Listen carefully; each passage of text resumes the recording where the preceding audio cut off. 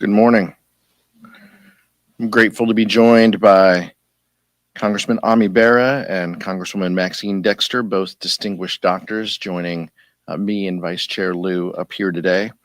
We're here today because Donald Trump and House Republicans have created a full-blown healthcare crisis in this country.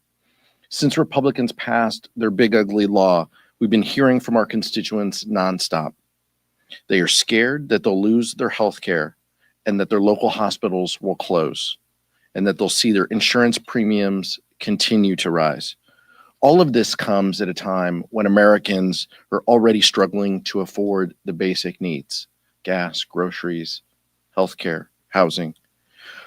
On Friday, we saw just how harmful Donald Trump and his policies are for the American people. The latest jobs report showed a significant slowdown, with just 22,000 jobs added and unemployment reaching 4.3%, the highest rate since the pandemic in 2021. The amount of damage that this administration has done to our nation in 9 months is staggering. There is no doubt that because of his cruel and chaotic administration, the costs of the American people are rising, and American families are worse off. Meanwhile, House Democrats are doing everything we can to protect Americans' access to affordable, quality health care. We implore Republicans to abandon their partisan go-it-alone approach and work with us on legislation that improves health care for our constituents in red, blue, and purple districts. It's time for Republicans to get serious about supporting the hardworking individuals they represent, rather than the ultra-wealthy and well-connected elites that they continue to defend. Next, Vice Chair Ted Lieu. Thank you, Chairman Aguilar. Trump's economy sucks. Last month, the jobs report was so bad that Donald Trump felt compelled to fire the head of the Bureau of Labor Statistics to distract from how bad that report was. This month, the report was equally horrible, because it turns out when you fire the head of BLS, that doesn't actually change the rules of math. And as Chairman Aguilar said, unemployment increased and jobs wildly missed expectations in terms of job growth. You then have inflation continuing to rise, and you had core CPI quite high, and then certain categories within the economy even exceeding inflation, such as electricity prices. And then you add to that what we learned this week, that the New York Fed survey of worker confidence and getting a new job was the lowest ever in the history of its survey. Now is exactly the wrong time to increase healthcare costs, and that's what Trump and Republicans are doing.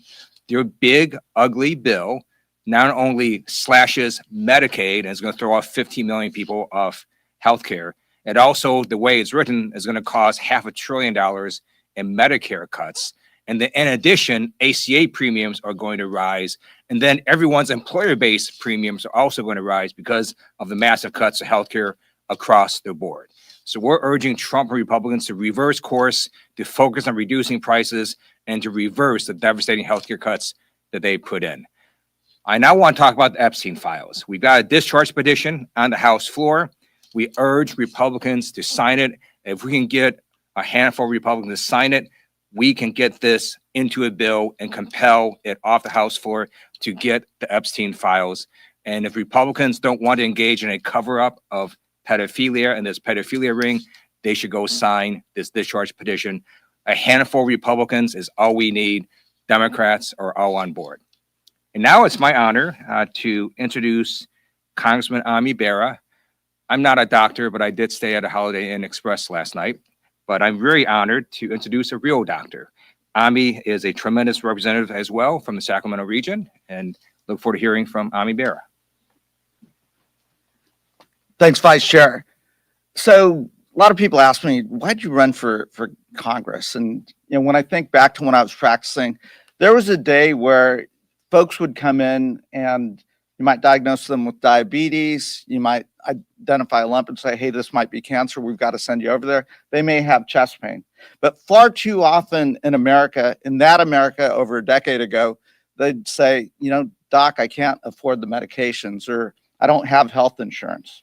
That's why I ran for Congress, because in a country like ours, no patient should ever worry about being able to go see a doctor, and no American should ever worry about going bankrupt. In the 13 years I've been in Congress, we as Democrats, our core value, have worked to expand healthcare, first through the ACA, then expanding Medicaid access, then addressing prescription drug prices, under the last administration, addressing the cost of insulin.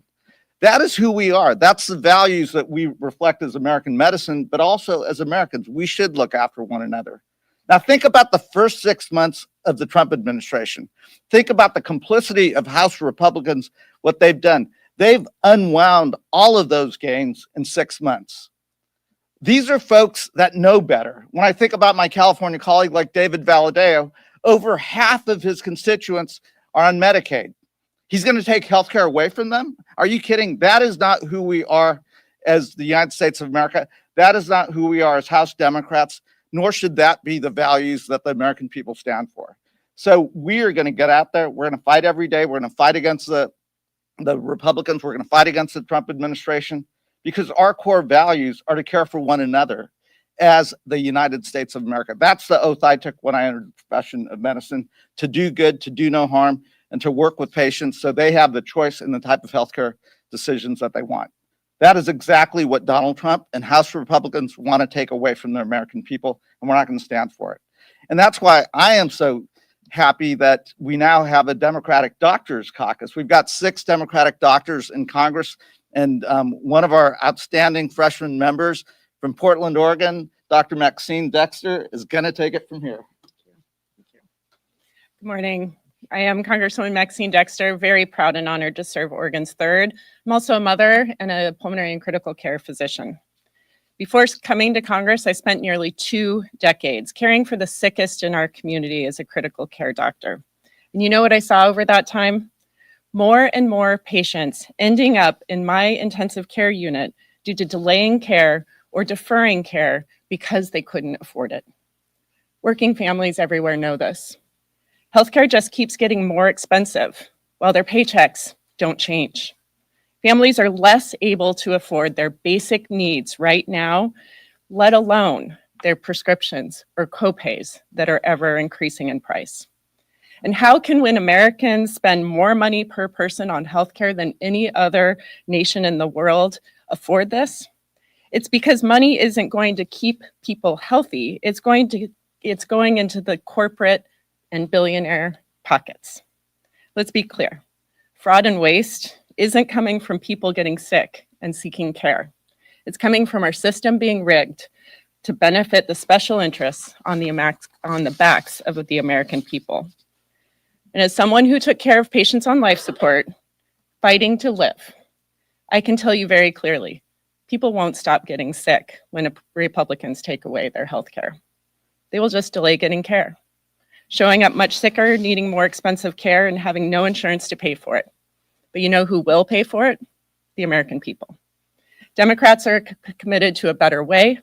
We are united in our opposition to the Republican assault on healthcare, and we are committed to fighting for policies that center working people, not Trump's billionaires.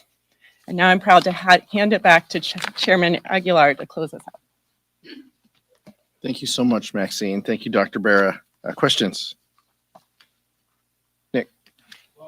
Nick. Sorry. Nick. Is your name Nick too? Nick. Nick, please. I'm going to ask on the ACA. Nick, please. I want to ask about government funding. Do you see this government funding deadline at the end of the month as being a fight over the ACA credits? We see this being a fight over values. We see this being a fight over the Republican assault on healthcare. We know that the Affordable Care Act, whatever we want to say, Nick, Medicaid, Medicare, the Affordable Care Act, all of these, the American public views through a positive lens because the American public gets their health care from these important programs. That's what we're fighting about.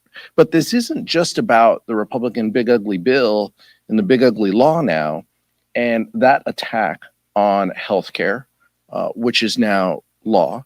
This is still happening today.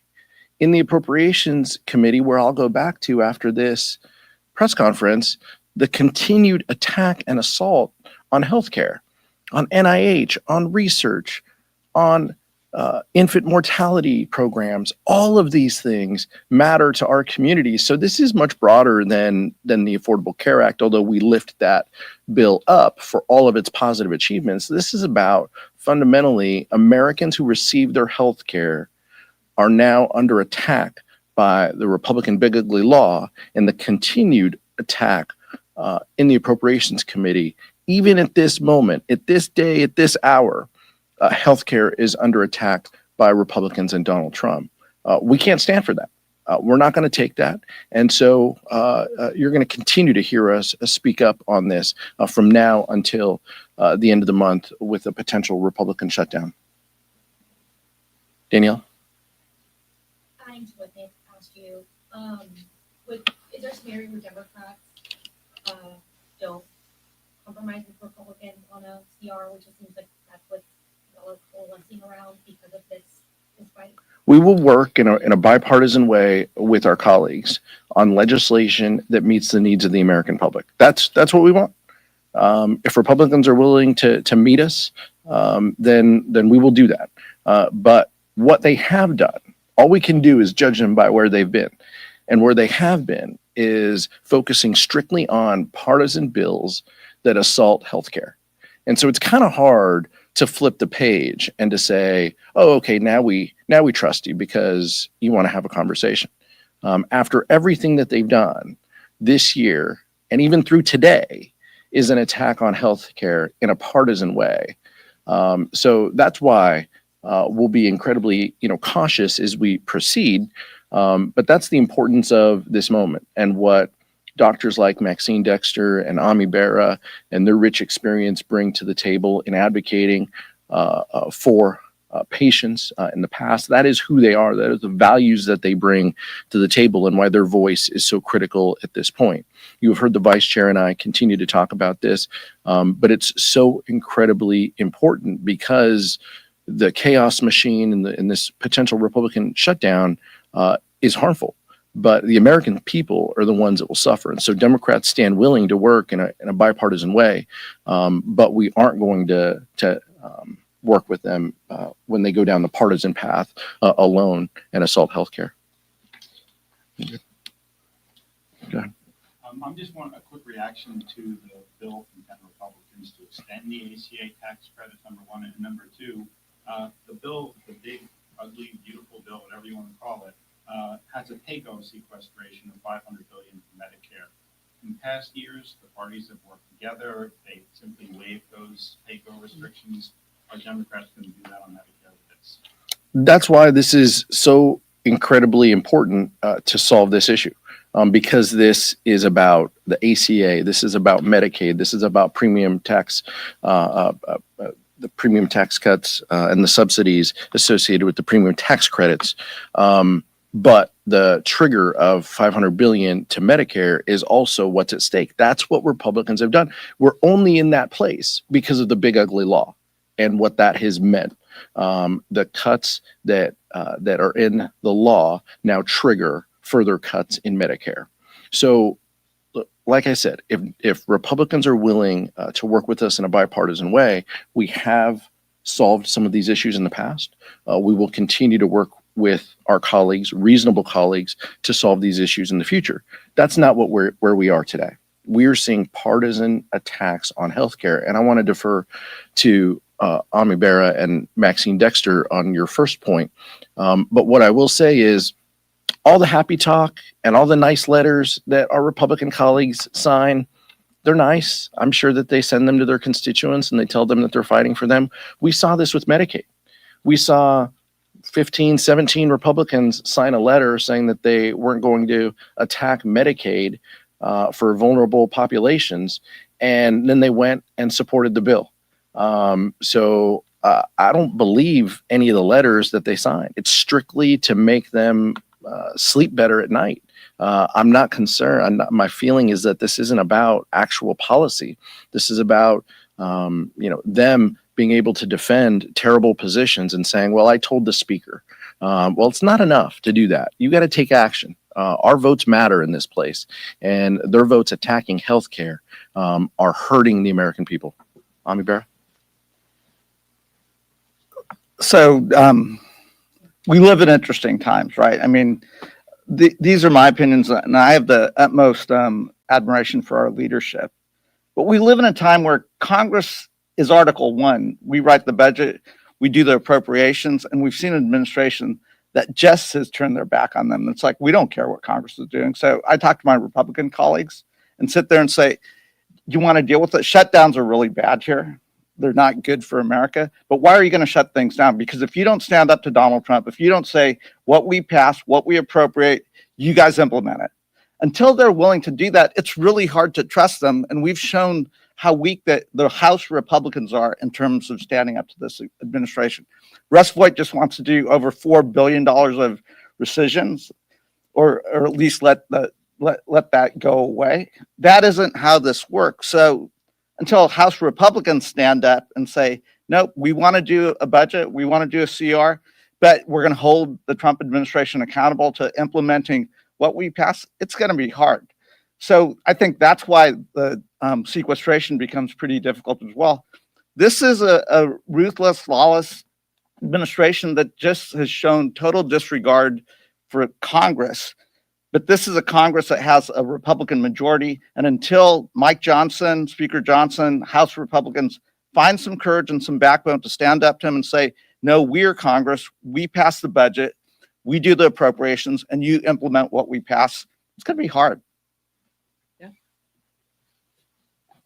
So I'm new here. I came here after December 30th, finishing my last shift in the ICU. And what I saw are people who are struggling every day. This isn't going to change with a 1-year extension of the ACA premium tax credits. Folks are already struggling to get by. And so as somebody who represents a very progressive district, my job is to not just hold the line, but to extend the protections for Americans. And what this administration is doing is shameful. So whether it's cutting $500 billion from Medicare or taking away premium tax credits that makes it unaffordable for the middle class, or gutting what we know as healthcare, Medicaid for our country, we cannot arbitrate a little bit here. We've got to hold the line and give them a chance to take a step back and rethink what they're doing to the American people. In answer to your question, let me just be very clear to the American people about what happened. House Republicans voted for the big, ugly bill that results in a $500 billion cut to Medicare. Now some House Republicans are saying, wait, please help us reverse the cuts we just voted for. It's like the arsonist saying, please help me put out the fire I just caused. So these Republicans didn't want this $500 billion cut to Medicare. They never should have voted for the big, ugly law in the first place. So tomorrow, House Republicans on the Oversight Committee are planning to mark up 14 different bills that sort of embolden the president's agenda as it relates to Washington, D.C. I'm just curious if you expect all Democrats to be in opposition to those bills, as they, in at least some of the instances, sort of impede on the home rule that D.C. has. And then also, whether or not Democrats will, be united and against those. But how do you sort of balance that, given that under the federal takeover of DC, we have seen crime numbers go down? How can Democrats sort of, defend Washington D.C. while acknowledging that crime does exist? Democrats support home rule. We support crime going down in our communities. The crime statistics continue to go down in a number of communities post-COVID. Not all of those bills are partisan bills. Some are bipartisan that will have support of Democrats when it comes to DC operations, but many of them are partisan bills. Look, Democrats believe in the rule of law. Democrats believe in safe communities, and Democrats want to give tools for our communities to keep the American public safe. It's hard to believe House Republicans and Donald Trump on this issue when the first thing he did was pardon 1,500 violent offenders on day one of his administration. Some of them coming to the District of Columbia, many of them going across this country. and a handful, more than a handful, have already reoffended and committed crimes back home. So it's hard to say, it's hard for us to believe that he actually cares about this issue when House Republicans are trying to defund COPS grants and programs that come to our communities to keep people safe. That's how we do it. We believe in community policing. We believe in local control and home rule here in DC. Those are the elements that are going to keep the American public safe. Theatrics and militarizing big cities only governed by blue states is not the way it's done.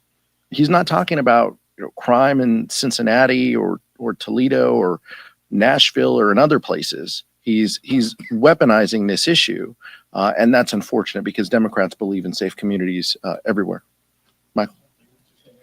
Over the August recess, the White House started an official TikTok account. It comes as the president has signed 3 extensions to push back the implementation of the divest or ban law that you and the vice chair supported. One, do you support the president signing another extension to push back the implementation of the law?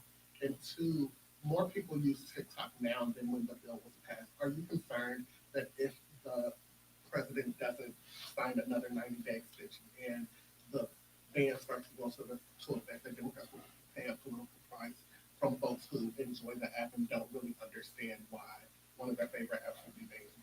This was a bipartisan bill in Congress at a time when people talking about the hyper political environment that we're in. This was a bill that had Democrats and Republicans support it. I support President Trump implementing the law, and the law is pretty clear on this issue. He also campaigned by saying he would lower the costs that people face, and that the American family would see a benefit for it. We didn't know that he was going to start with his family first. That's where we are. And his family continues to make money and grift off all of these, products and all of these environments. And I think that's what's unfortunate, specifically when we talk about the social media landscape. We've talked about the policy of this issue over the past. I stand by the vote that we made.